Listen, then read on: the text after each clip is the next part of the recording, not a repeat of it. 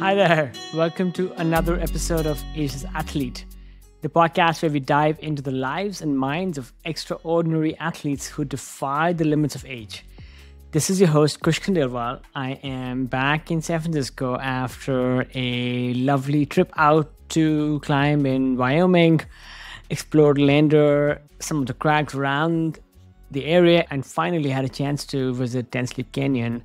It was such a welcome getaway and really enjoyed the incredible climbing that the state of Wyoming has to offer. I am already planning my return. Today, we have a very special guest with us, Matt Samet. Many of you will already be familiar with Matt from his prolific work as a climbing journalist and editor. For decades, in fact, the 2 decades that I've been climbing, I've been reading his insightful articles, editorials, and gear reviews in some of the top outdoor publications. His words have inspired us, informed us, and kept us connected to the climbing community. Besides his writing, what you may not know about him is that Matt is also a very talented climber. He's been remarkably consistent with his performance, and at 52, he's still pushing his limits, climbing routes that challenge even the youngest and fittest of climbers. What sets Matt apart is his refreshing honesty about both his successes and his failures. He openly shares his struggles, including overcoming addiction, and how these experiences have shaped him as both a climber and as a person. His journey of resilience and recovery is powerful and motivational, offering hope and insights to anyone facing similar challenges. We'll explore Matt's unique point of view on climbing journalism, where he shares his insights and experiences from years of writing and editing for top magazines. Matt also shares his routines for maintaining a balance between intense physical activity and mental health, a balance that has allowed him to continue performing at such a high level. Finally, I learned a lot from Matt's strategies on maintaining his motivation, his fitness, and his climbing prowess, essential for anyone looking to achieve longevity in their own athletic pursuits. Whether you are a climber looking for tips to improve your game or simply someone interested in the mental and physical resilience of athletes, this episode promises to be both enlightening and inspiring. Let's dive in.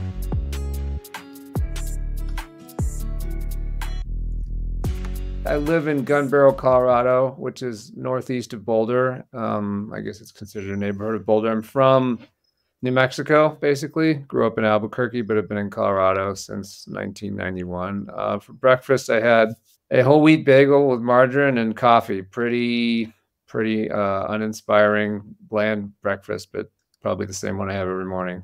I love bagels, and I also prefer whole wheat bagels. Yeah, not just because of any health benefits. I like the denser, chewier texture.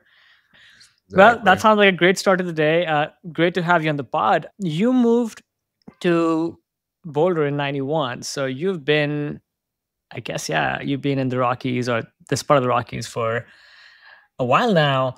What prompted the move to Boulder? Was it to pursue climbing or allied activities? The choices were like a couple places in Arizona, stay in New Mexico, or come up here. And I decided that I really like Boulder. I think mainly because the climbing is just so close. It's visible from town. You know, you can see the Flatirons like literally rising up right above town, and Boulder Canyon's right there. And just thought, well, it's an easy, convenient place to be a climber, and I can get an education. So yeah, I came here kind of for, the two-pronged reason of climbing and going to college at University of Colorado Boulder. Back in 2006, I also hit a fork in my road as I was moving out of the South. And I had to make a choice between Boulder and San Francisco. Boulder is what the heart called for, and San Francisco is where the brain was. So somehow I ended up here. No regrets. But when it comes to proximity of climbing and being the epicenter, at least in the 2000s, Boulder was absolutely the place to be. So it sounds like you made a good choice there to be able to focus on climbing. Matt, tell us who you are and what do you do? Oh, I guess I'm a lifelong rock climber, probably first and foremost. Been climbing since I was 15, so that's 37 years at this point. I'm 52. I have a family. We live out here in Gun Barrel, and my wife and I have 3 children. So that's the big part of my life, obviously, being with them and finding a way to feed them because 3 kids eat a lot, as you might imagine. And to make a living, right now I'm a freelance journalist and editor.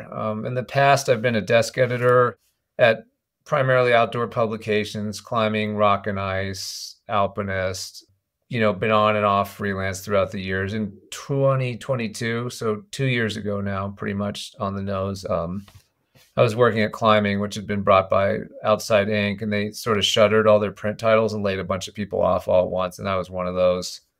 So since then, I've, still write for them, still do a fair amount of writing in the climbing space, a lot of gear review for Outside and Gear Junkie, but mostly I seem to have sort of fallen into editing, copy editing, and proofing outdoor sports publications, climbing, kayaking, hiking, you name it. And that's been a fun niche. I feel like it keeps me connected to kind of what my role has traditionally been in outdoor publishing. And yeah, that's pretty much what I do. So it's nice. I can set my own schedule, and I definitely build my work schedule around when conditions are best for rock climbing, which is a huge freedom to have compared to an office job, or even a remote office job where these days you're still expected to be available from whatever it is, 9 to 5, 5 days a week. So the upshot is that, yeah, it's great. Like tomorrow I'll go climbing, but then, on the downside, yeah, okay, Sunday I worked until 10 at night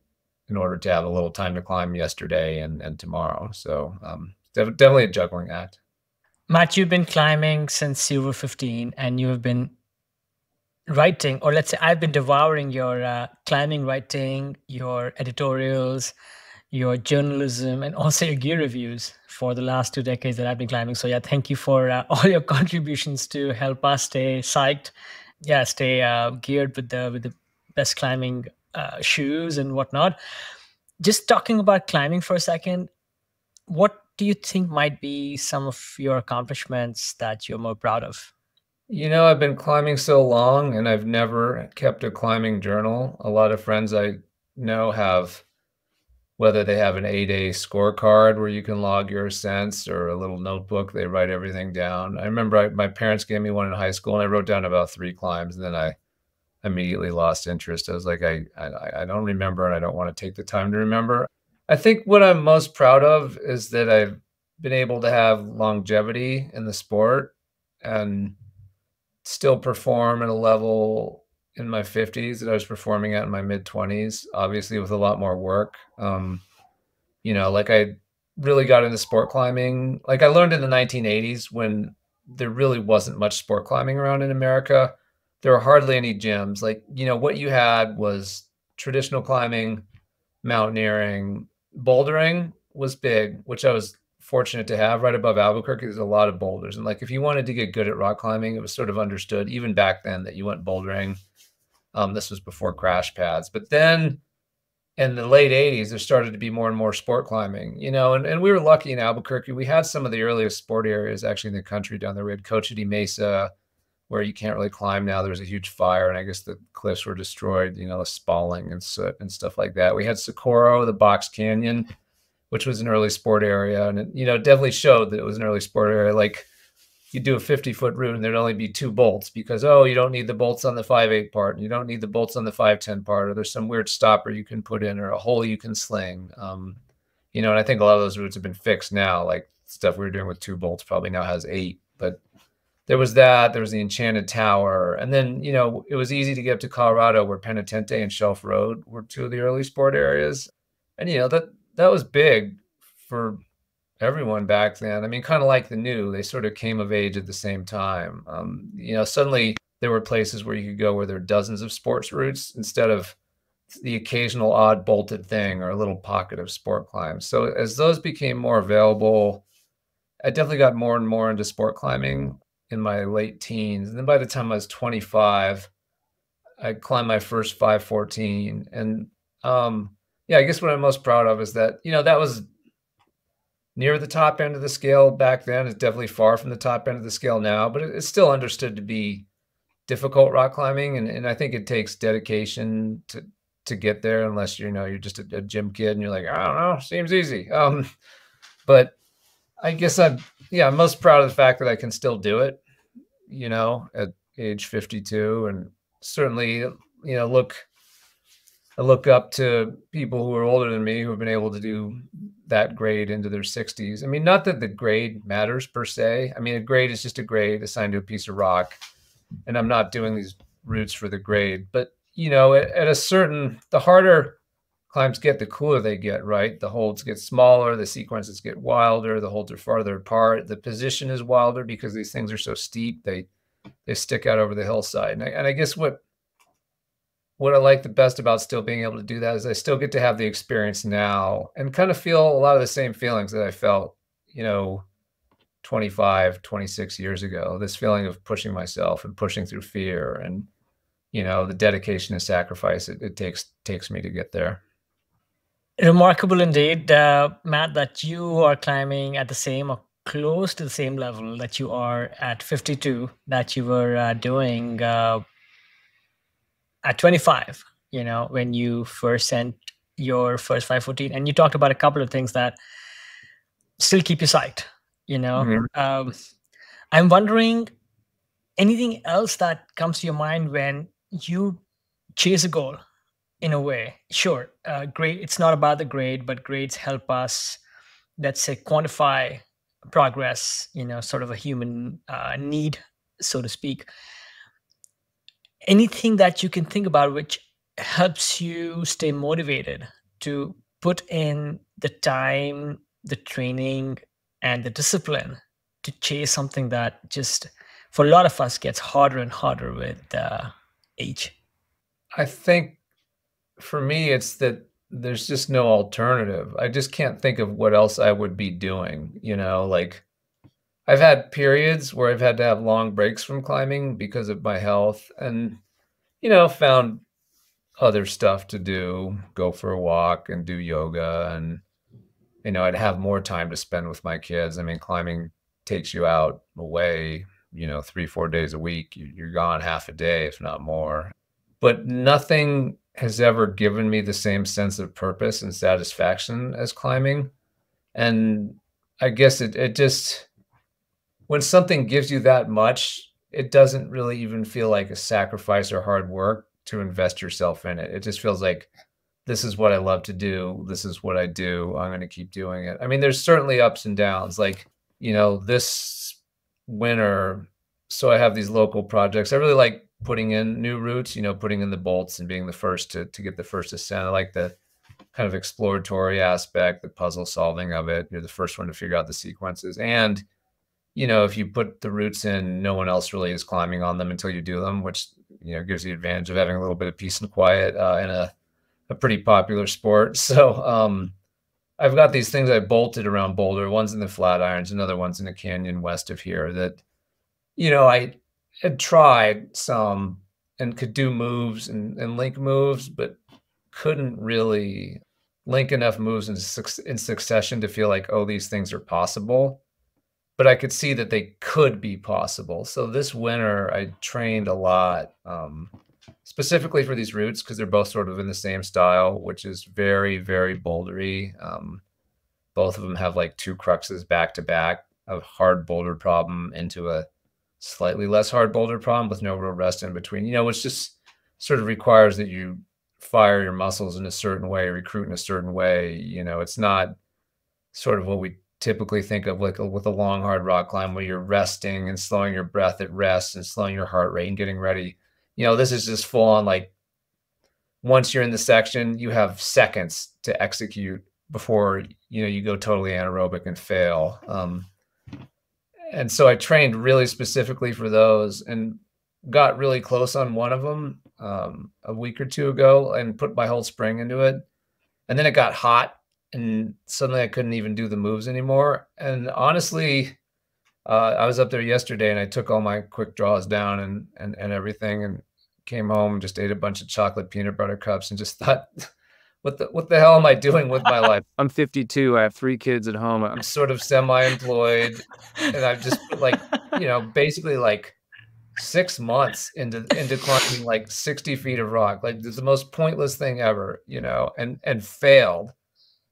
And I'm just thinking, why? Like, what kind of idiot does this? And objectively, like most people in society would probably look at that and be like, yeah, what are you doing? Like you're at the age where you should just be earning money and I don't know, going to resorts with the kids, like packaged Disneyland stuff. And it certainly felt that way when I was walking down the hill. But then I just sort of sat with it, and I went to the gym. I went to 2 gyms actually because I like training a lot. I went to the bouldering gym, the Spot, and then I went to the Boulder Rock Club and did auto blaze. And when I was done, my body felt really good, just like climbing. And I was like, you know what? This is the thing that makes me feel the best. I don't really have a choice in the matter. So yeah, there's lows for sure with choosing to devote oneself to something like this, into a phase of life in which your body is A, breaking down, and B, society probably expects you to not be sort of pursuing this young person's activity. But again, I just came home like full of endorphins and like, okay, I'll come home and work tomorrow and take a rest day. And then Wednesday, I'll be just as psyched to climb again as I was when I was like 17 years old. And it's true. Like I'm going climbing again tomorrow with my friend Brandon to a new cliff we found. And like, I'm excited, my pack's all packed. I got my water, my food, my snacks already. Like, yeah. And I think that feeling, it diminishes. Like, we all lose our youthful enthusiasm for all things in life and maybe even our passions, but you develop, I think, that long-term relationship with the passion. I mean, kind of like a marriage. Like you probably don't have the lust and passion in month one, in year 20 that you do in month one, but there's that deep abiding love. And I guess that's why I continue. I'd say deep abiding love. I mean, I don't know, how long have you been climbing, Kush? 2004. All right, so there you go, 20 years, right? So you probably have that deep abiding love as well. Mm-hmm. Yeah, it's nothing really, or maybe sometimes with surf, I've had that feeling of flow in the middle of like wild and bountiful nature, but I'm a slightly better rock climber than I am a surfer. I mean, I'm pretty bad at both sports, but with climbing, I had to take a forced hiatus recently because of injuries, and went out to Pine Creek and Bishop a few weekends ago. And I was climbing with a friend who's a new belayer, so it kind of felt a little bit like free soloing, to be honest. But I was just climbing routes I'd done before, and part of it could be envoi, that yes, I have done these routes before, they were just warm-ups, but then you start climbing them and you start exploring new features in that same route. Like the first route was like a 10 plus, but a super long, like 35-meter pitch. And there's some parts of it that I remembered, but then there were other parts of the route that I'd forgotten. And as you start feeling around the surfaces and your body starts like melding into the features, and you start learning to press and pull and do all of those great things, like, I'm like, yeah, I mean, if this is a way to, if this is one way to waste a perfectly good life, then I'm very happy wasting my life on a very pointless but a very fulfilling activity. And yeah, I think marking the end of the season, yeah, I think I was in Denver recently and it had started getting warm, so I can imagine that some of the crags that, or some of the routes, especially the style that you described, are no longer maybe at the prime for you to go after them. I guess they will still be there. Would love to get a little bit more into your training and psych for a second. But again, just going back to your early years, you took your love for climbing. And at some point, you married that up with writing. And you have been writing around climbing for more than 2 decades now, I think. So wanted to understand, was that a conscious decision to begin writing and climbing as a career, or were there like some happy coincidences that came into play where you found your talent? for writing merging with your passion for climbing. How did that happen, Matt?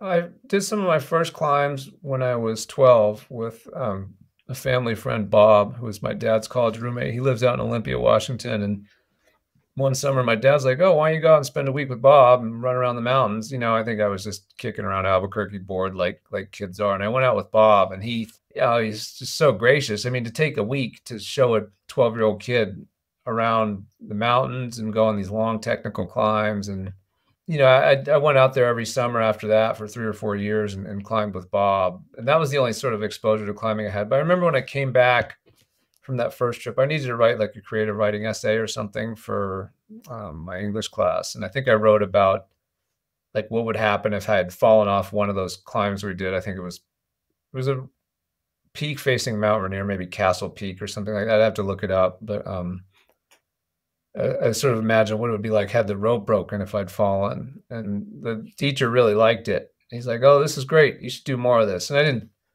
think much of it. I mean, obviously, there's not a huge market for 12-year-old fictional prose about climbing accidents that may or may not have happened. But when I came up here to college, I was a geology major at first, but I have no brain for science. I'm too much of a blockhead, and was sort of casting around for a major. And my dad's like, "Oh, what about journalism?" He's like, you like to climb. Maybe you could write about climbing once you're done with school." So it was my dad's suggestion, which was a good one for sure. My other thought was at that point was also maybe I'll just drop out of college and climb full time and become a professional climber, which could have probably worked out as well. But back then there was less of a clear path to it. I mean, now like pro climbers can earn actual money, like you get enough endorsements, you're an influencer, you have social media, and then you can transition into a memoir, speaking gigs, or coaching, or repping, or all those kinds of things. But back then, it was just sort of like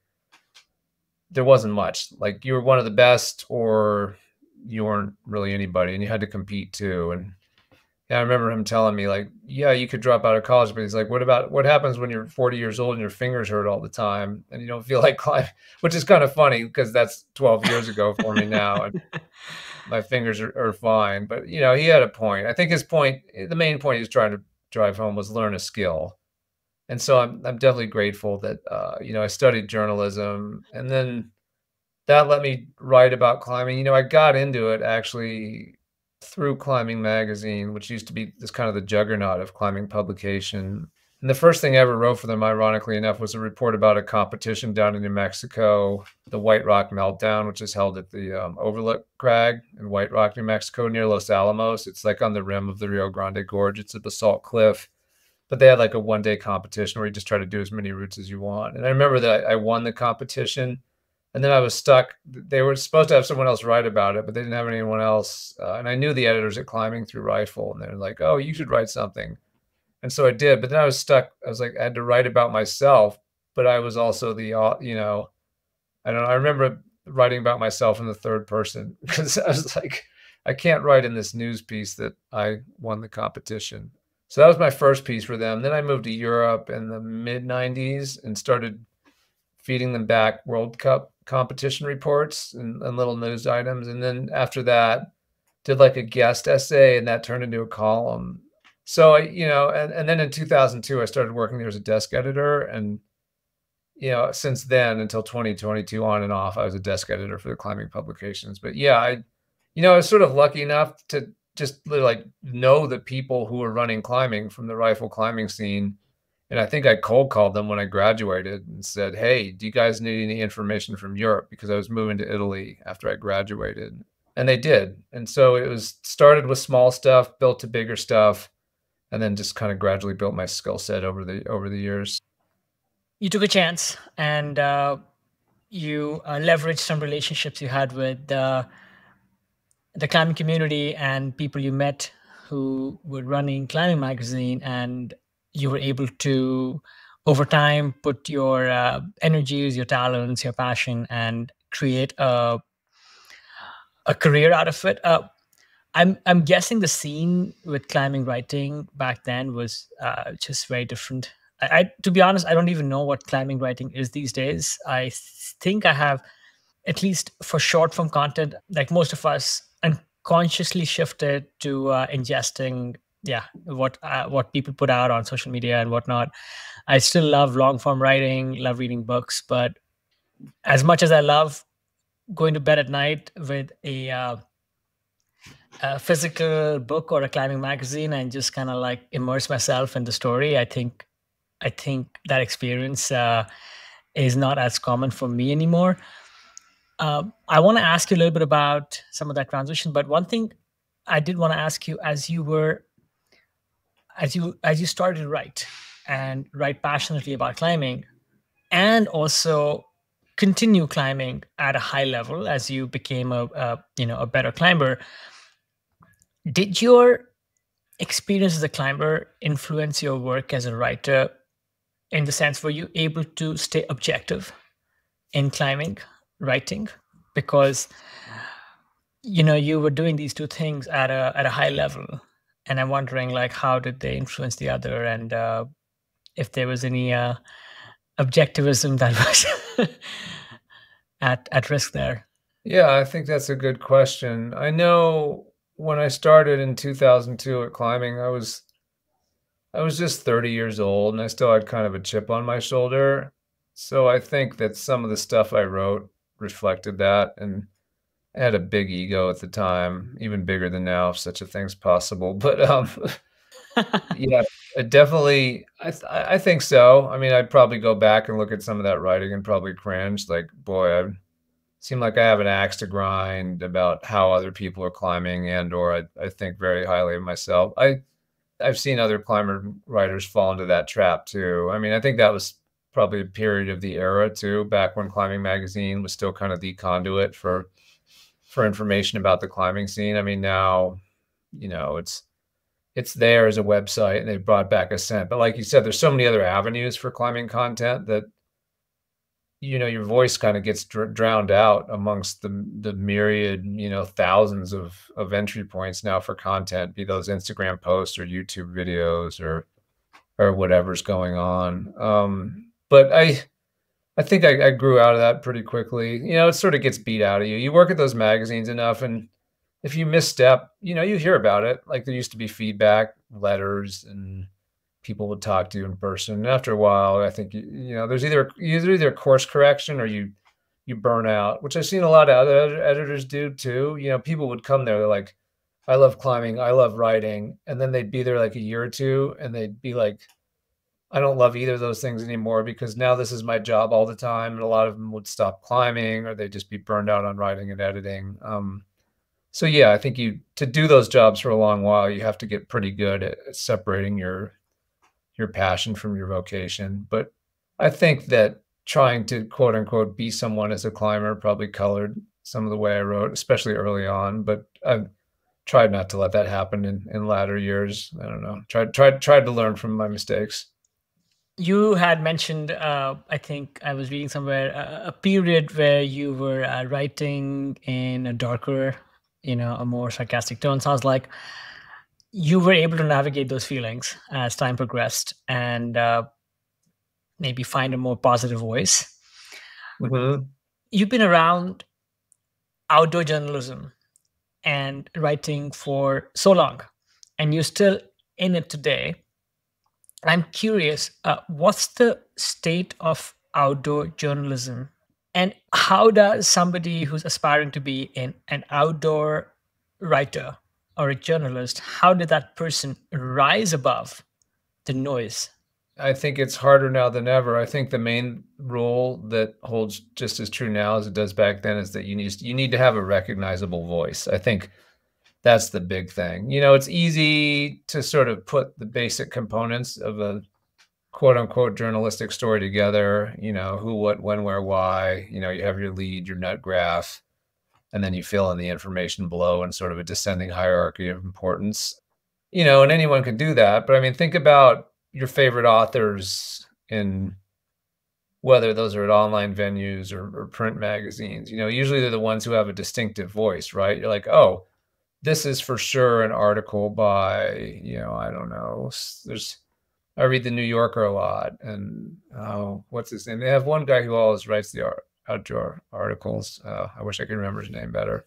Sure. Yeah, Or I like, know. Yeah. or William Finnegan, for example. There you go. Yes. Yes. Who Yes. wrote Barbarian Days. Like, you could pick up a piece and it wouldn't have his byline, but you could probably in 2 paragraphs be like, "Oh, this is William Finnegan," right? Like, he just wrote Mm, that piece in the New Yorker on the longtime surfer in Hawaii, the guy in his 70s who's sort of like a local legend, but never really wanted any fame or notoriety or even money from it. And you can recognize that very much as a William Finnegan piece. And I think that's how you stand out. You have a voice and you have a viewpoint. You know, whether you're right or wrong almost doesn't matter. It's just that you have a voice, you have some conviction, and you stand out from the crowd. I mean, I think that's probably the best way.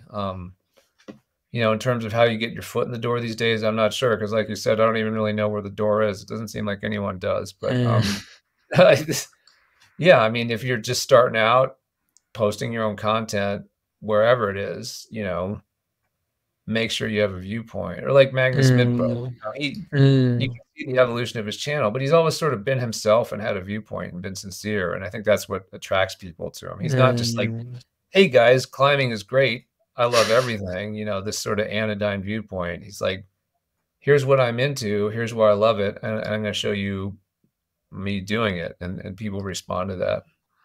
And that makes a lot of sense. It is having that unique voice. And it's just that one has to be a bit more strategic and maybe work a little bit differently to get that unique voice out to people because yes, the marketplace is indeed so crowded. What are the kinds of writings that you are most immersed in today? Longer form projects, shorter projects. You mentioned you left Climbing magazine a few years ago, but you still do some writing for Climbing and for the outside family of let's say publications. I seem to do a little bit of everything. I sort of will pitch a little here and there. Folks will reach out to me with needs, like, so for example, in the last month, like Summit Magazine, Michael Levy, who was at digital editor at Rock and Ice and a freelance writer before that, he relaunched Summit Magazine, which is an old school publication that I think that had been out of California. He bought it and relaunched it, and it's now I think bi-yearly, twice a year, long form, you know, big trim size, good paper, kind of journal archival format. He relaunched that, and he needed a last minute sub in for an article. So I did a profile of Michaela Kirsch, the climber from Chicago, pro climber, lives in Salt Lake now. I mean, absolute and total force in rock climbing and has been for years. But then, like, finished grad school, got her doctoral in occupational therapy, and isn't as busy with school now, and was able to put even more time into her climbing and training, and went to Spain, in over 6 weeks, just did a slew of like hard 514s and a 515A and 514 on site, like routes at the very cutting edge, like one of the best trips I think anyone's ever had. And I thought, well, this is cool. Like, how did she get there? She's obviously already was very talented and a hard worker and has, decade or two of results to show that, but she'd kind of leveled up. So I spoke to her and spoke to people in her life and tried to sort of understand her process behind leveling up. And that was fun. That ended up being a 2,000, 2,500 word piece, longer form, really like a niche thing, but also I think a niche thing that hopefully people will respond to, because whether you're a rock climber or whatever your sport is, we all want to get better. So when you see someone do it, you sort of have to wonder, like, what's their secret sauce? So I did that. And then, like, right now for climbing, I'm working on a shoe review. Just started testing a new rock shoe from La Sportiva, the Mandala. This morning, like before you and I spoke, I was working on an SEO type piece, like best beachside climbing destinations. Like, okay, not cutting edge journalism, doesn't take much Mhm. more than good reading comprehension and repackaging some facts and a little bit of research with some guidebooks and stuff. But, it's the kind of story that probably all of us would click on, right? If you're a climber and you're looking for somewhere fun to go, oh, somewhere fun like the beach. So I think climbing and these other outlets are trying to figure it out too. Like, they're sort of like, what do people respond to? And on the one hand, I think there's this need that's sort of old school as well as new school. Like the newer generations are discovering the pleasure of print for longer format stuff. But then there's also the demand for the quote unquote clickbait. And it just seems like there's sort of these two sometimes competing forces at work. But yeah, I don't know. I mean, one thing I will say is there's definitely no real demand for climbing news anymore like there used to be. And that used to be one way that, a guy like me could make a living, is kind of doing a deeper reporting on like a hard ascent. But these days, they go up on Instagram almost immediately. All the reporting is self-reporting by the climber. It's all right there. So what value do I bring as a third party being like, oh, how hard was that hard route? It's already been disseminated.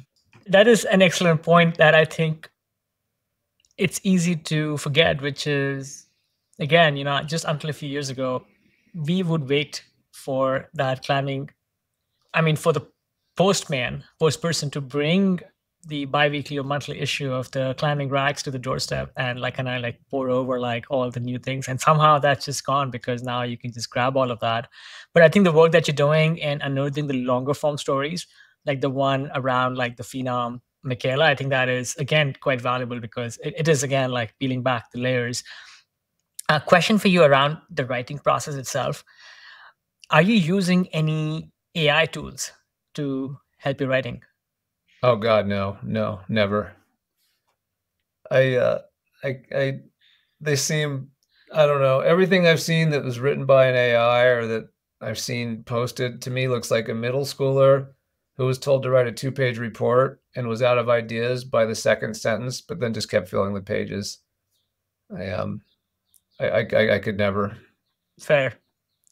No, I think I will at least agree with this, that when I read your writing, I'm looking to listen to Matt speak and not for somebody else speak. So I appreciate your answer there.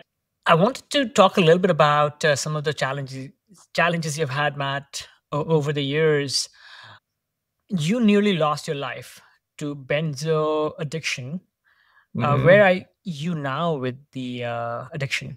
It's such a tangled story, but the long and short of it is in my 20s, I started having anxiety attacks. And, from there found tranquilizers, benzodiazepines, and formed a habit. I had periods of addiction with them for sure. I have not taken benzos, or I haven't taken benzos since 2005. And when I was trying to get off benzos, they piled all these other psychiatric medications on me. I haven't taken any psych meds since 2006. So we're talking almost 20 years now. But it damaged my nervous system, which I think is fairly common for a lot of people. Iatrogenic damage. So I'm doing pretty well now. In 2013, I had a big setback. I had healed pretty well until about 2013. I had a big setback. I think there's certain triggers when you have a really sensitive nervous system. And I've noticed people who have Lyme disease or MS or chronic fatigue, they have a lot of these same triggers, overexertion, heat, stress. There can be external inputs like alcohol or another medication, even in a small dose, that can really send people into a tailspin. And in 2013, I basically overexerted myself in the heat. I think I'd been drinking too much coffee till then and had been having like 1 drink a night, which doesn't sound like much, but there's a lot of cross tolerance with the same neuroreceptors that benzos hit. So I'd sort of set myself up for a tailspin. And that hit me hard in 2013.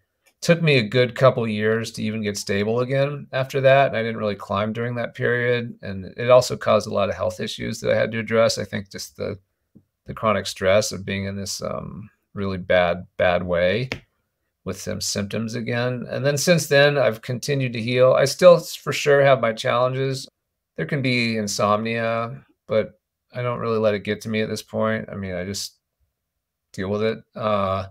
Trouble breathing, and I can have like weird stuff with my muscles and nervous system where, especially in the heat, where I just don't function well. Like my muscles get really tight or kind of burning, or I have trouble breathing. And, that obviously gets in the way of climbing, which is another reason, like I said, I had this local project, and it got very hot very fast. Went from like 60s, 70s to 80s, 90s without much transition. So I've been a little sick the last couple weeks, but in terms of taking those pills or anything like that, I mean, that's so far in the rearview mirror. I don't. I mean, I drink some coffee. That's about it. But definitely not no issues with substances at this point. That's really great to hear. Knock on wood. One thing you said is that overexertion makes you more vulnerable. Hmm. And, again, you are pushing yourself with training and with yeah, all the modalities to climb at a very high level. Do you think that might just open the door? 5 years ago, yes, and it could and it would. Like I would push myself too hard because I'd have a run of a few good days and then I'd push again and then I'd just get sick kind of in this predictable way. I get very fatigued, I get nauseous, or I just get kind of like overly anxious, sort of all these things at once. I mean, luckily in the last few years that hasn't happened. I think climbing is an interesting sport and that it's largely not aerobic, right? It's not like running or cycling or swimming or these things where you have a kind of long, slow burn. Climbing is bursts of sometimes maximal effort, or you can Mm. modulate the effort, but it's bursts of effort with resting in between, right? You lower back to the ground and you rest. Or if you're a multi-pitch route, you get to a ledge and you rest. Or if you're bouldering, I mean, shoot, sometimes you're only on the wall for 10 seconds at a time, 20 seconds. So I've noticed that seems to be fine. What could set me off and has been is like my project is an hour uphill in the Flatirons and the hiking up to it on a hot Mm. morning. I can get there and just be washed out and kind of worthless for hours. So like Mm. long, slow burn aerobic stuff that kind of just keeps churning through your nervous system and muscles can set me off. But then I can go into the air conditioned gym that same day. Like literally, actually, whatever it was Saturday, I went up there. It was hot as hell. The hike sucked. I got up there. I felt sick. Tried to climb a few times. Felt horrible. And then I went down to the rock club and just went in there, and they have air conditioning, which I don't have at home. So I just saw some friends and I sat there and talked to them for like a half hour, like cooling off. And after a half hour, I felt better. And then I was able to climb like just fine, as if I were a different person, on the very same day. So yeah, I think it's just very situational and weird too, right? Like hard to Mm. explain to someone why an hour hike uphill makes me feel sick, but then I can go get on a route that is really hard with hard moves and feel fine. I know on the surface it seems like maybe I'm just making shit up, but actually it is a very real, or at least subjectively real experience. It does surprisingly make sense because I will agree that climbing is certainly not as aerobic as some people think it is. Short bursts of activity with lots of time, shooting the shit, eating crack Yeah, snacks. exactly. Crack snacks, petting the dog, maybe looking up at the sky, whatever, right? Take a nap. Take a nap. And That's cool. and then yeah, I think over the years you've I think learned to harness self-awareness and recognize where you are with your relationship to mental health, and you can maybe manage those symptoms and get past them. I did want to ask you this about mental health in the macro sphere of outdoor sports. I think that there are other let's say other sides of outdoor sports that do get talked about, but I think that the mental health aspect doesn't get as much attention, at least for some of these niche sports that I love geeking out on, like the climbing world and William Finnegan surfing world and whatnot. Do you think that there is like this dark abyss of mental health illness in climbing that hasn't risen to the surface? I don't know that well, I don't know. Climbers can be kind of an extreme group, or at least we used to be, kind of in the old school sense before, gyms kind of opened the door to a wider range of people and more people, right? So maybe a more representative sampling of the population. I mean, back before sport climbing and gyms, climbing was pretty dangerous, and it seemed to attract kind of two types, like wild people and engineers. So you had your wild people who didn't really seem to give a shit if they lived or died, or willing to take risks. Then you had your engineers who liked tinkering with the gear and being safe and methodical, and you know what I'm talking about, right? Oh yeah, yeah, you're right, and I love I love when these groups meet, and they actually get really well. They get along really well. But you're right. Mhm. There is that one extreme. The wild side, and people who get attracted to that versus the mathematicians and the planners and the dialed in kind of an athlete. Totally, totally. Yeah, it's funny. I mean, I learned to climb from a bunch of engineers down in New Mexico. The New Mexico Mountain Club was mostly guys who worked at Sandia National Labs in Albuquerque. So I learned a lot of good safety from those guys. But yeah, I don't know. I mean, I think climbing has for years attracted people who didn't people who had no real use for mainstream society, didn't want to work much, didn't like rules, and sure along with that probably goes a fair bit of darkness or the risk for darkness. With these sports, I mean, anyone can experience mental illness at any time in their life. I mean, there can be, you can have a tumor on your thyroid or something that makes you experience psychosis. I mean, anything can happen, right, to any of us. There's a kind of a whole spectrum of the mental experience. But it seems like with climbing and these other sports, especially for high performers, I mean, it takes and it can take obsessive behavior, right? Like very strict, regulated, focused behavior. And I guess the dark side of that is it's this kind of a scorpion. It can just turn around and sting you if you go too far into it to sort of the exclusion of other things in your life, or if you let it rule you. I don't know. I mean, I don't know if anyone. Do you know? Has anyone formally studied kind of depression or anxiety or things like that among climbers versus a non-climbing populace? I'm not really sure if it's received that level of scientific inquiry, and I think it's mostly because like with everything else around climbing, it's still a niche sport, still Mhm. chronically underfunded when it comes to things like training and inquiry. I sense now that it's becoming an Olympic sport, and now that this entire generation of climbers is getting older, I think some of these things will rise to the surface. But my sense is that it is still behind the curve, not just when it comes to the general population, but even when it comes to comparing climbing to more mainstream sports. I think there just hasn't been that level of diligence. One thing that I find uh, I'm very intrigued by, Matt, is you were climbing and pushing the grades in the 80s and the 90s. This sort of this bygone heyday of sport climbing.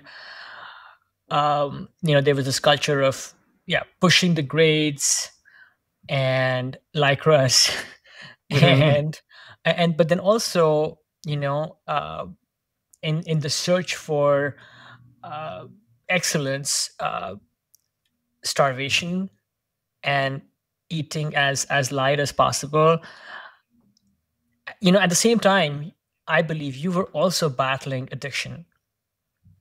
You were peaking climbing, but also mired in these other issues.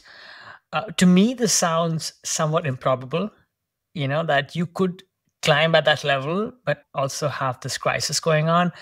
Yeah, sounds like an insane time. Could you tell us what was happening back then, and how did you deal with it? Yeah, I mean, a lot of the anxiety issues I had started because I just wasn't fueling myself properly. I mean, I was literally just starving myself to be as thin as possible for climbing. It started a little bit in high school, and then when I moved to Boulder in the early 90s, I mean, there just so little was known or understood about training back then. Everyone focused on the weight part of the strength to weight ratio. I mean, climbing's a gravity sport. You're fighting against gravity, and the thinking was the less mass you have to pull up, the better you are. So everyone was very focused on not eating. It was pretty rampant, and it still is. I mean, it really still is. It's talked about more, and it's, I think, talked about in a more healthy way. But back then it was sort of this obsessive, dark who can be the skinniest at the crag kind of thing. Take your shirt off and see how bony you look. I got pulled into that. And as a result of that, I started having the anxiety attacks, which led to the benzos, which sort of tailspun me into other drugs. I mean, honestly, as that got worse, I wasn't able to push the grades. I mean, probably very predictably, right? Like, as I was on more and more benzos, I was more slowed down. I gained weight. I started to have issues with other drugs, marijuana and pain pills. And by the time all that stuff was going on, I definitely wasn't climbing hard at all. And, I think that was one reason that I got out of it. I just started to realize, like, what am I doing? Like, I love to climb, I love to push myself, and I can't really do that anymore because all this stuff is on, is has taken over my life. So yeah, I think really to answer your question, maybe when I was on first started with the benzos and was just smoking some weed. I mean, a lot of climbers smoke weed, and a lot of climbers have smoked weed and still done just fine. I don't know how I did. I mean, if I smoked weed now, I'd have like a week-long panic attack and probably wouldn't be doing anything other than hiding under my desk and not climbing. But yeah, I mean, that's somewhat always been part of the culture. But yeah, I mean, I saw everything go downhill in my life, including my climbing. So I think the answer was I wasn't able to do it. I was able to maybe fake it for a number of years, and then at a certain point, I no longer was. I was just, sick. Got it. Sounds like yes, within the broad spectrum of the broad story that you were dealing with addiction, but also pushing the grades. There are these chapters where you would have these, peaks and troughs. And to your earlier question, I think I do recall. I mean, I've had a couple of friends who've also dealt with, let's say, anxiety, and Hmm. they have told me that climbing has helped them deal with anxiety. And because outdoor sports, climbing, I suppose, high maintenance activities, they slow things down. You're cut off from maybe outside influences for a little while, and you're focused to just sorry, you're forced to focus on what's in front of you. Do you think climbing actually helped you to some degree as well? Oh yeah, for sure. I mean, when you're climbing, it's like it's immersive. And on a good day, you find flow. I mean, you're pushing yourself just the right amount to find flow, and I think that's better than any drug out there. So yeah, for sure. And I think there's just something to be said for being outside. Like today, I walked the dog, but then since then I've been inside the whole time. And like I can tell, like when you and I are done talking, I need to go outside, even for 5 minutes, just to, I don't know, wheel the recycling bin to the curb or whatever it is. But I think just not being inside, like the fact that climbing takes you and puts you outside, or if you go to a gym, the fact that you're moving your body and creating endorphins and using up that energy, I think are very healing. And yeah, they can take your focus off yourself. I mean, that's what anxiety is, right? It's just you sitting there like sort of self-immolating. I mean, depression is too, to a degree. But yeah, I think climbing by dint of being demanding, physically and mentally and emotionally can get you out of your head, which I think is very good. And like I said, get you outside and moving. The power of movement and of vitamin D can. Totally, exactly. Yeah, vitamin D, right? Just getting some sun. So sometimes all it takes. Matt, while you were climbing at a high level, editing climbing magazines, and also dealing with all these things, you managed to start a family. And now, like you said, you have 3 kids. I'm wondering, any coping strategies that you have found have worked for you and your family to keep moving and progressing? Oh, I thought you meant strategies for me having to cope with my kids. Because that's probably the biggest one. And the answer for that would be I go climbing and then I'm gone all day and then I have to deal with it. But that's just a semi-serious answer. Yeah, I don't know. It's interesting. Kids I mean, they live in the moment, right? They kind of completely live in the moment. That's sort of all they know to a certain point in their life when they sort of start thinking more about the future and then this and that. So a lot of dealing with kids is sort of talking them off the ledge when that moment isn't going well for them. Honestly, we have actually all three of our kids are high energy. Our youngest, who's a little girl, she behaviorally is very easy anyway. I think because she's a girl, and she just doesn't think of trouble. But our boys are high energy, and they're very good at like finding trouble and getting into trouble and creating trouble. And my wife, after years, like any parents, you try this and you try that, you read an article and you listen to other parents, and because all parents are dealing with it. Like, how do you get your kids to listen? How do you get them to stop doing stupid shit? How do you get them to behave when they need to behave? And the biggest thing we found that works is when they're kind of out of control, quote unquote, dysregulated. We have them run stairs. We have them run around the cul-de-sac in front of our house. It's like they're exploding with energy and they're not finding anywhere good to put it. So it's like, go run 30 stairs till your quads are burning, or go run around the cul-de-sac, and get your heart pumping. And then usually they come back and they're able to sit down and think about what went wrong, why they won't do it again. They're able to start listening again. I think that, yeah. So there you go. I think that shows the power of doing something. For my wife, she used to climb a lot more, before we had kids. She's not as into it now, but she goes running most days. We're lucky. We have a dirt path right behind us that you can get on. So yeah, I think just moving, like I said, moving your body. So I think that, yeah, just helping them, like, obviously there's just all this like physical energy in them, almost like a charge that needs to discharge before they can Got act it. like human beings again. Got it. Sounds like, yeah, you have been savvy at figuring out some of these tactics. Or just desperate. And that was like the last idea we had. Oh shit, send him to run some stairs. I don't know what else to do. At least get him out of the house for 5 minutes. And yeah, it seems to work. Excellent. I wanted to shift a little bit back to some of your routines that you have found have helped you succeed over the years at staying motivated and performing at a high level with climbing. Matt, what do you think have been some of the most important things that have helped you stay healthy, mind, body? Any strategies that you have developed to be able to continue to push yourself?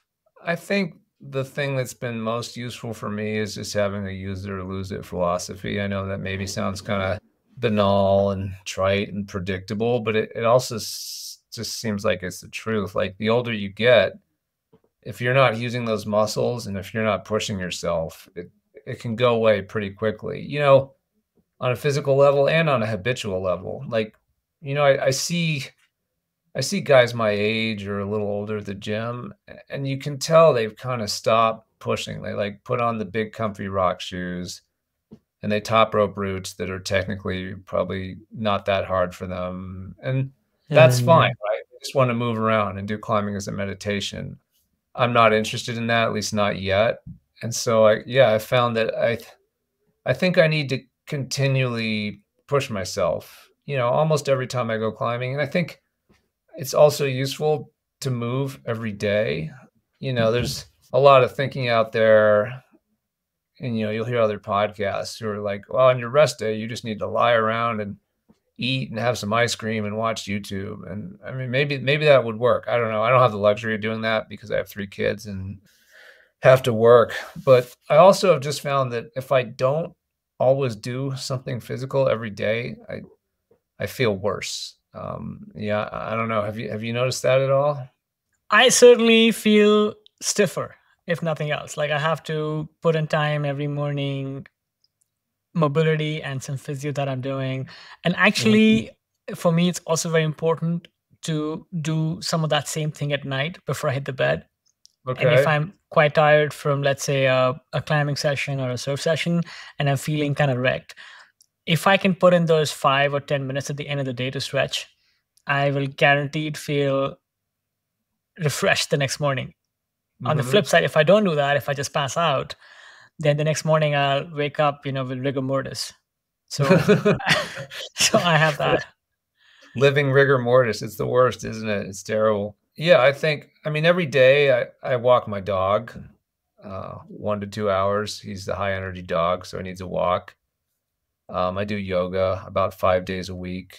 I think that's really important for me for, like you said, like for mobility, I think, and just strength building. And then I think the other thing, that's somewhat specific to rock climbing, and especially when you're trying to climb your hardest, is that you have to maintain strength and power, right? I mean, strength just being your innate strength, and power being strength plus speed. The ability to use your strength quickly to execute moves quickly when you need to, when there's sort of split second timing going on. And I think a big part of hanging on to that, in my mid kind of late 40s, I was on a climbing trip to Cayman Brac with some friends of mine. One of them was Nina Williams, who's, in her 30s now and has been like a top climber and a pro climber and coaches. And she's really good at sort of drilling down with what's working for other climbers and what isn't. And she could see it right away. She's like, oh, you can hang on forever, but you don't really have any power. And I used to have power, like when I was younger, because we all sort of do, right, innately, but it had been dwindling. And I was just sort of in denial about that. I was like, I don't know, I'm fine. But really, I was losing the ability to do hard moves, to do limit moves. So I've worked with her over the last 5 years on training programs that I use in the winter. But a big part of that has been boarding, moon boarding, which is a fixed angle wall at 40 degrees with a grid of 198 holds connected to an app that lights up the holds and pulls up boulder problems. And most of the boulder problems involve jumping between, pretty small holds, and it builds a lot of power, like a lot of finger strength, a lot of power, a lot of contact strength, a lot of ability to do sort of split second execution. And I think that's been key, especially as I move into my 50s, is like do that once a week, maybe twice when I'm training, and lifting weights as well. Like doing these things to hang on to strength, but also to try to improve strength. I mean, I do feel more powerful now than I have. I probably had more power in my 20s, but these training tools weren't around back then, so I didn't really address it as directly.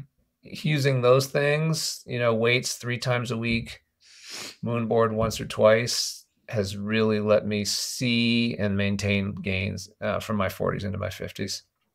That is remarkable indeed, that you in some ways feel more sharp than you were in your 20s.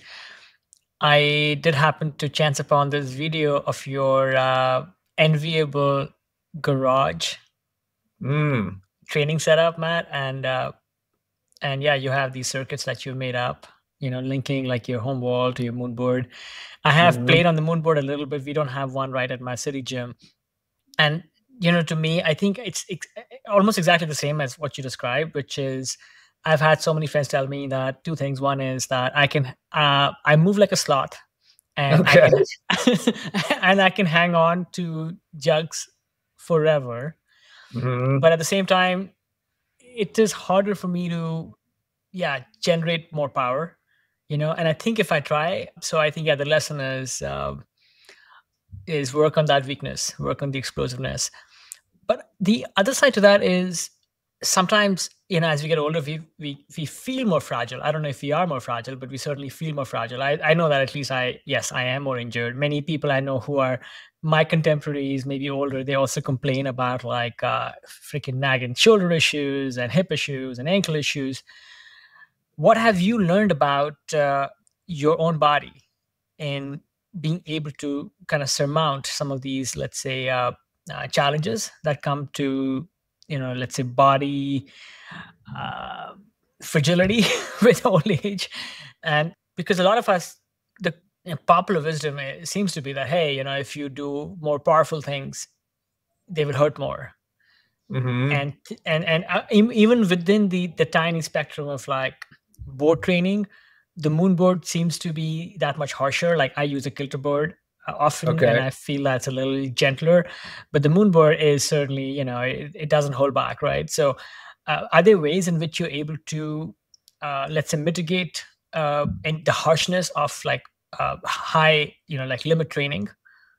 Yeah, I think it's pretty simple. If you encounter a move that doesn't feel good, just don't do it. I think that's the main thing I've learned. Like when you're younger, your ego will often tell you, hey, you've climbed this grade, or you can climb this grade, do this move no matter what. As I've gotten older, I've just realized who cares? Like no one cares. Like no one else is going to judge you. And if they are, you shouldn't care what they think anyway, if they're the type of person who judges you for how hard you climb. And yeah, also just if it feels wrong in your body, you don't have to do it. And I think that's the thing I've learned. So like I was at the gym yesterday at the spot, and they have a wall there called the beach, which is pretty tall. It's one of the newer walls. It's like I think a Walltopia wall. You know, it must be 18 feet tall at the top. I don't know. Mhm. High, you know, deep padding, you know, monolithic kind of padded floor, but still high enough that when you're up near the top of the thing, it's scary. And there's a problem that went out this bulge, you know, and so at the crux, the hardest part, you're sort of like back to the floor. And the way I was starting to figure it out was I had to have my heel hooked up kind of way up by my hands, cammed against the wall. And if my hands slipped, which they might have because it was a hot day, there was the risk, right, that my heel was going to stay in and I'd fall upside down and then like do some probably bad damage to my ankle and then be falling towards the floor head first upside down. And I tried the move once and I was like, this is just way too risky. Like if this move was 3 feet off the ground, sure. But at that point, I'm 10 feet up. And, you know, like just before I was trying a problem, I saw this kid do it in his 20s and not even really pay a thought to the fall. He was doing the move a different way that was less committing, but still, you know, he's up there jumping around, like not even really paying a thought. And I tried it a few times and I was like, okay, physically I could probably do this, but like, is it worth the risk just to do this thing, just to be stubborn about it? And I immediately, like without even really any internal debate, I was immediately like, no, you know, screw this. And I just went and found some other problems. So I think that's the big thing. It's like, if something doesn't, if you can evaluate something and it feels high risk and the reward is minimal, just don't do it. You know, like why should I risk a catastrophic injury at age 52 when I could just go try another boulder problem? There's no reason for it other than stubbornness and ego. I do have this pet peeve with modern bouldering gyms. The Mhm. bouldering gym we have in the city, I think they at that time when they started, they had the uh, highest bouldering walls.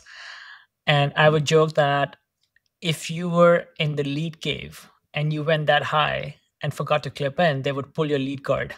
but then but then they would let you climb that high up the deck, you know, with like no spotters. So I thought that dichotomy was a little interesting. That's funny. That's ironic, right? It's like, yeah, 10 feet up with a harness on, dangerous. 15 feet up with no harness. Hey, go for it. Matt, you have, at least on the outside, you seem to have, you know, the pulse in some ways to the climbing elites over the decades. Are there other things you've noticed that some of them have employed, which have allowed, for example, people like Lee Sheftel, common friend who's been on the show, have Mhm. done, you know, like tactics and strategies to, again, like mitigate injury but elevate performance? You know, everyone I know who's my age or older who's still climbing well, they've all trained. I think that's the big thing. At a certain point, if you're just trying to climb, you're just going to diminish, you know. So whether you start to do PT or supportive exercises or weight train or cross train on your bike or whatever it is, everyone I know who's had some longevity and continue to perform has taken their self-care, supplemental care and training, I think, very seriously. And I know Lee kind of said as much on your podcast too. Like he said he, you know, hadn't really trained much, and he started training in his 50s and he saw big gains. Yeah, I think that's the main thing, you know, and like actually training, not just saying going to the rock gyms training, because it's not, it's just climbing, you know, like I'm going to the gym today and I'm going to spend a half hour on the hangboard and do max hangs, and I'm going to do weighted pull-ups, and then there's going to be some compression exercises and some bench press, and then campusing, like doing these things that honestly are often pretty boring and repetitive and can be painful, but that are the things that make your body stronger, that give you the resilience. Yeah, I think that's the big thing. And I think mobility, like you said, whether it's yoga or stretching or Pilates or wherever it is you do, continuing to take your mobility seriously and not just let yourself, like you said, sort of ossify and turn into rigor mortis. Matt, sounds like you got some sound advice from Nina, who's inspiring as an athlete. Have you also employed any kind of coach or trainer on a regular basis to help you point out like both maybe the weaknesses that you were oblivious of, but then also give you that kind of structured program that has helped you succeed? Just Nina. She's the only coach I've worked with. Yeah, I mean, I always try to ask my climbing partners, if I'm struggling on a route, and especially if they do it and I can't, I'll always ask them how they did it or this or that. Or if I'm struggling on a route and we've all been up there multiple times and they've seen me have good days on it and bad days, I'll ask them maybe what they notice about how I do a move on a good day versus a bad day, things like that, nuances. But no, other than Nina, I haven't employed a coach, and I didn't really work with her on movement based stuff until this year. It was more like she gave me a training plan and I followed it. But this time I did a couple in-person coaching sessions with her, bouldering and on a board, and she gave me some good movement stuff. I mean, a lot of it, honestly, I think some of it is a little bit of old dog, new tricks. Like, yes, there's certain things I could do to move differently, but I don't know that they would benefit me at this point because it's almost better that I just play to my strengths on some of these routes.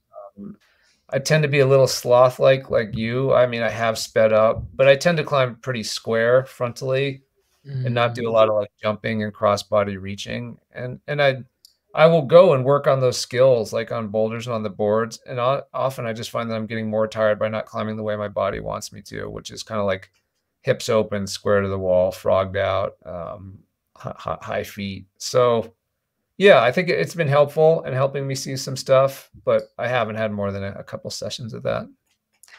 Well, I saw a couple of your videos on climbing on the moon board, and you seem pretty dynamic. So,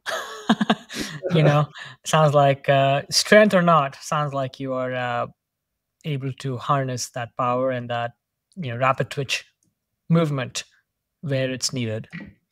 I think so. Yeah. I mean, that board forces you to do that, whether you like to or not. I mean, every last problem on there, even the quote unquote easiest ones, because of the angle, requires that you jump. So I think, yeah, whether you like it or not, the thing will give you fast twitch muscle. I mean, you climb on the kilter board. I mean, it's the same basic idea. Like you tilt that thing steep and suddenly you're jumping. So yeah, I think those tools are useful. They force you to move in a way that you might not otherwise. I mean, you literally have no choice. Like if you try to sloth your way up a board, you'll be spit off by move 2 or 3.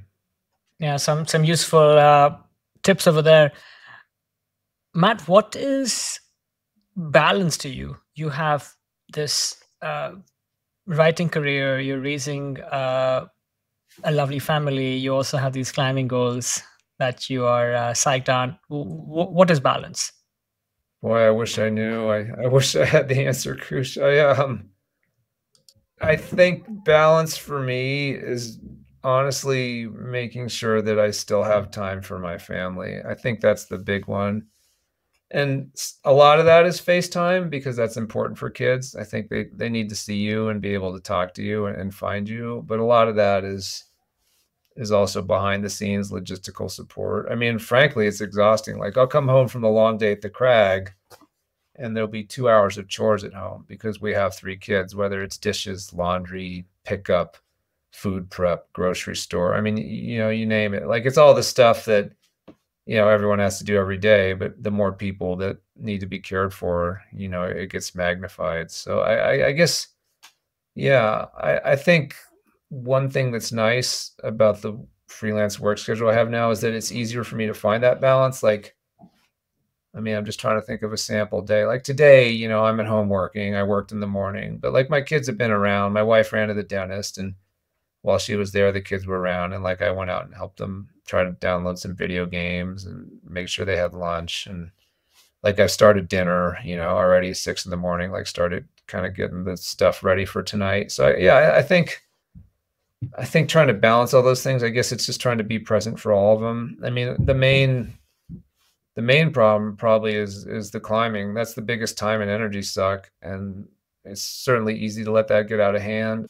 I try not to, but I'm sure I do get obsessive and locked into local projects. I think travel is one thing that's hard when you're trying to juggle a lot of balls like that. I mean, one of the funnest things about climbing is travel and going to new destinations and climbing, a bunch of new routes that you haven't done before. And I think that's harder for me right now. It's gotten better as our kids have gotten older, but for a while there, I just didn't really go anywhere. And still tried to keep my trips somewhat limited because I know it leaves my wife without support. So yeah, I think balance is just, I don't know, somehow allocating your time so that everything's getting done that still needs to be done. And in a busy life, often that means not much downtime or not much sleep, but I guess so be it. That's what we signed up for, right? Everything else in life thrown in, plus a very time intensive hobby to keep it all interesting.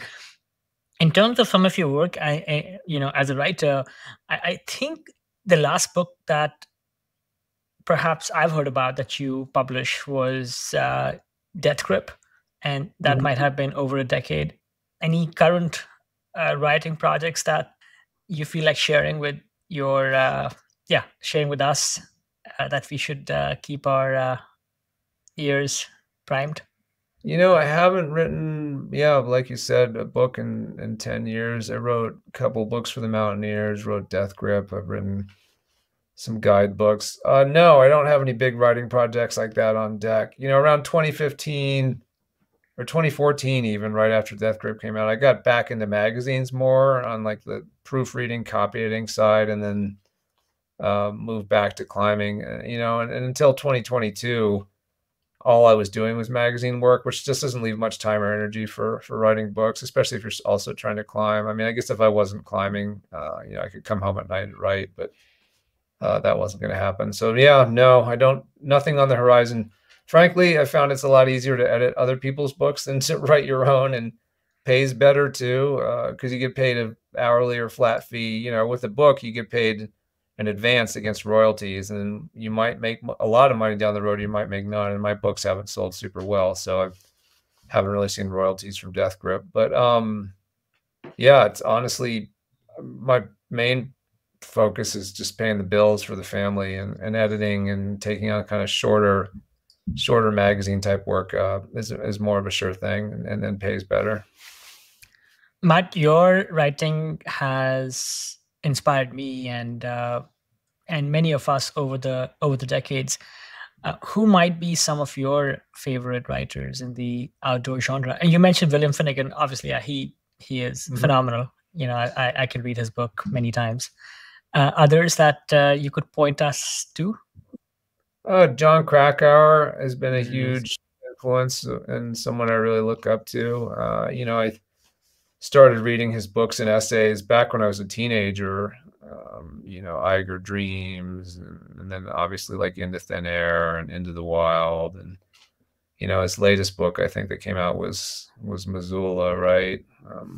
About the rape and sexual assault on campus up there. But I don't know, he's just a very good storyteller and a very thorough researcher, and he weaves it all together, beautifully, and makes it look effortless, which of course means it's not. David Roberts was someone, he's passed away and was very prolific and a great author. I always really appreciated his stuff. I don't know, I have a whole shelf of mountain books behind me. I've read some recent memoirs that have been really good. Katie Brown's memoir was excellent. She was a phenom and a big comp climber in the 90s and early aughts, and just sort of laid her soul bare in this memoir. I haven't read Beth Rodden's yet, but I'm excited to read it. Just actually copy edited a translation of Thomas Huber's memoir, which is really cool. For the Mountaineers, Jeff Powder wrote a really good biography of Jim Donini, just a brilliant book that I helped edit. But what's cool about editing a lot of these books is you get to read them too. I mean, you actually get to read them very thoroughly in a way that you wouldn't if you're just reading them kind of recreationally. Like I'm dissecting them line by line. So really kind of taking in all the information slowly as I go. Yeah, I think those have all been, authors of importance to me for sure. I have read many of the books that you mentioned, and Katie Brown's book has been on my bookshelf for a while. So I've been inspired by her for a while. And then I did not know that Thomas Huber had written a book. I'm sure he has. He's a very gifted and colorful public speaker, so I'm not surprised. I will look for his translation because I'm not learning German anytime soon. Yeah, Matt, exactly. just maybe just a couple of fun final questions before we wrap it up. What is one food that you can eat every day? I think I can eat bagels every day. And I do. Like you said, they maybe not the healthiest, they're pure carbs, but here's the deal. I get up really early to climb, and en route to most of the crags I go to, there's a local chain called Moe's Bagels, and they have day-old bagels that they put out on racks, and if you get there first thing in the day, they're still basically fresh because they just put them out the night before, but they only cost like half as much. So pretty much every time I go to climb, I pick up a big bag of bagels, and it's a cheap way to feed my kids too. So there's a lot of bagels around, and I love them, and I end up eating lots of bagels. Yeah, no, bagels are delicious. Maybe one habit, routine, or behavior in the last few years that has been very helpful to you? Can it be a training related thing or Anything in life? wow? Maybe non-training, since you've shared some of your secrets. Yeah, I think that maybe the most helpful part of my routine that I've actually had now pretty regularly since 2005, because I've had dogs since then, is just having a walk first thing in the day. I think the vitamin D, the freshness of the morning, getting out and seeing the world and seeing that it's bigger than, the computer screen that you're going to be looking at that day, or bigger than whatever's going on in your house.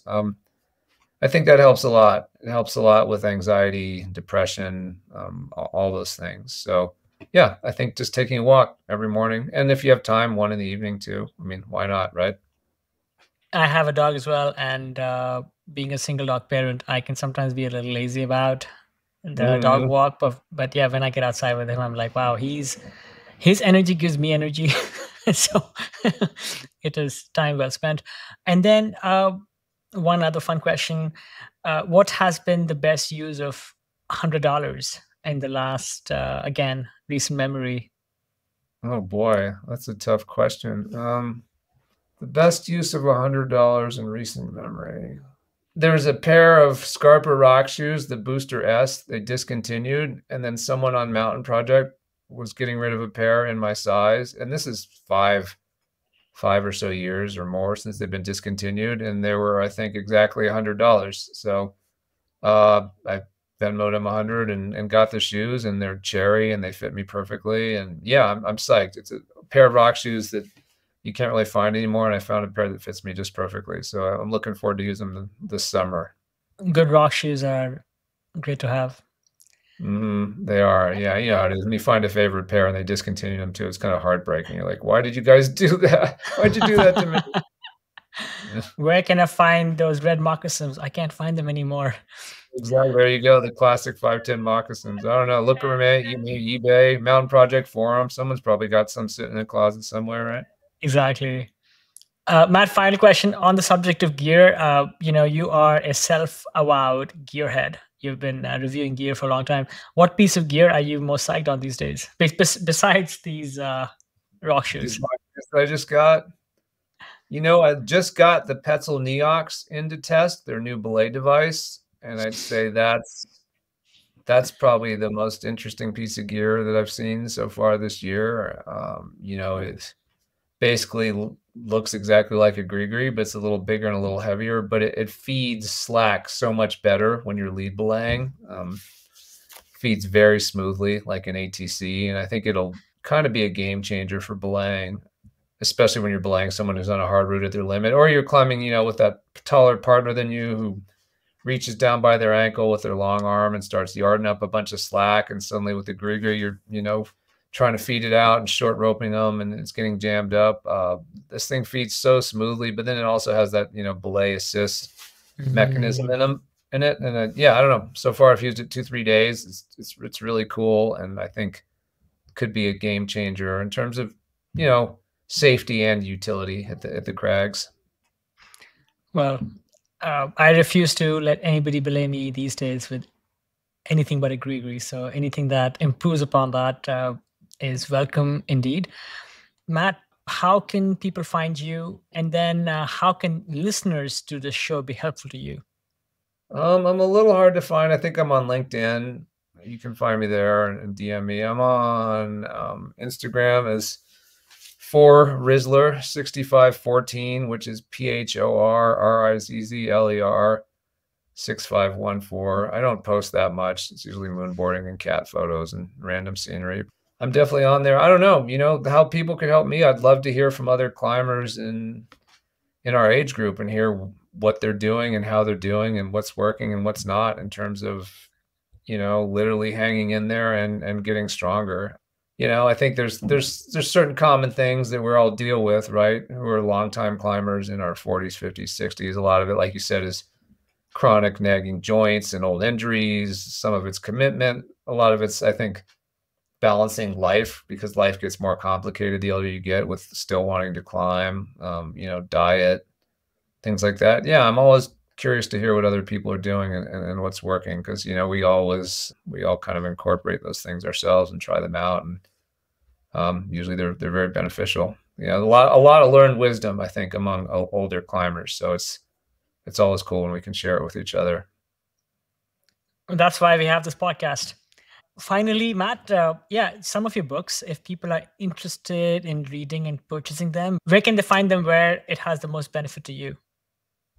Oh, I mean, I'm sure Amazon's fine at this point. Mountaineers Book sells 2 of my titles, which is Climbing Dictionary and Crag Survival Handbook. If you're ordering those, probably the most benefit to go right there. Death Grip, I think at this point, probably just Amazon is the best bet.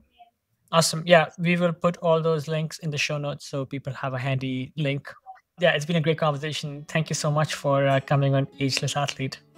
Oh, yeah, my pleasure. Thank you for having me on, Krush. It's been a wonderful conversation.